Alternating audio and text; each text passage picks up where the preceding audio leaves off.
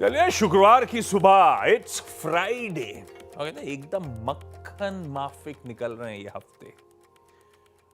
भाई पिछला ये जो टचवुड ये थर्ड स्ट्रेट वीक कह लीजिए है भारतीय बाजारों में बैक टू बैक तेजी का। पिछले 14 सेशंस में 12 सेशंस में भारतीय बाजार मजबूती के साथ उछाल के साथ कामकाज करता हुआ नजर आया।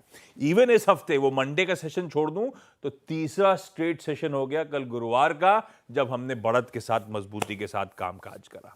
और इनफैक्ट कल का इंटरेस्टिंग सेशन था। इंट्राडे दिखाइएगा प्लीज स्क्रीन पर।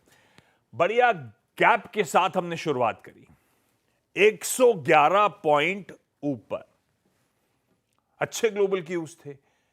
वो फेड ने 25 बेसिस पॉइंट दरें घटाई थी, आगे के लिए वो डविश से साउंड कर रहे थे, यानी कि और दरों में कटौती होगी। तो क्यूज अच्छे थे, क्यूज पे ड्यूली रिस्पॉन्ड किया, 111 पॉइंट ऊपर खुले थे। और उसके बाद फर्स्ट हाफ में कह लीजिए कंसोलिडेट कर रहे थे, बहुत रेंज बाउंड उसी गैप को मेंटेन करे हुए थे। दोपहर 1 बजे के आसपास एकदम से शार्प इंट्राडे वीकनेस आई और इक्वली शार्प रिबाउंड आया 2:45 बजे के आसपास। और इनफैक्ट रिबाउंड इतना स्ट्रांग था कि फाइनली दिन के हाईज के आसपास सेशन की समाप्ति हुई कंफर्टेबली 25,400 के ऊपर। भारतीय बाजार बंद होते हुए नजर आया। वो कहते हैं ना, गिर के उठने वाले को ही खैर, बढ़िया एक्सपायरी का सेशन प्ले आउट हुआ आपकी स्क्रीन पे कल। आज के लिए संकेत थोड़े से ठहरे हुए हैं और कुछ नहीं। पस्त ओपनिंग होगी, 40-50 पॉइंट इन रेड आज फ्राइडे के दिन। दो चीजें इंपॉर्टेंट हैं, ट्रम्प साहब और शी जिनपिंग साहब की बातचीत जो होनी है, अभी आएंगे उस पर और डिटेल में टटोलेंगे।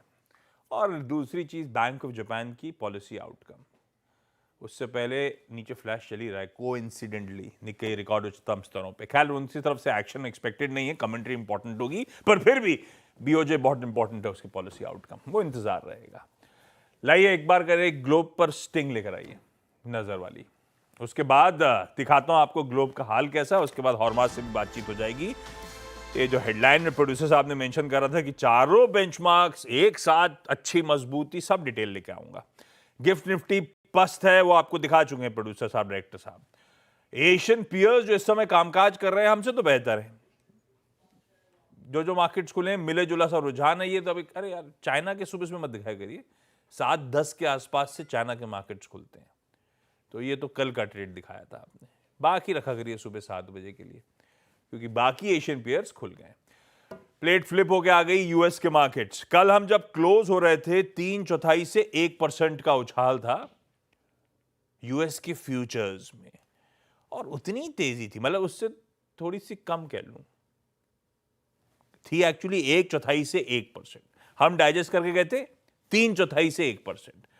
तो कंपैरिजन में थोड़ा सा हैंडओवर ठंडा है, और यूएस की फ्यूचर्स आज सुबह कुछ कर नहीं रहे, तो तब और अब की पहली प्लेट आ जाएगी।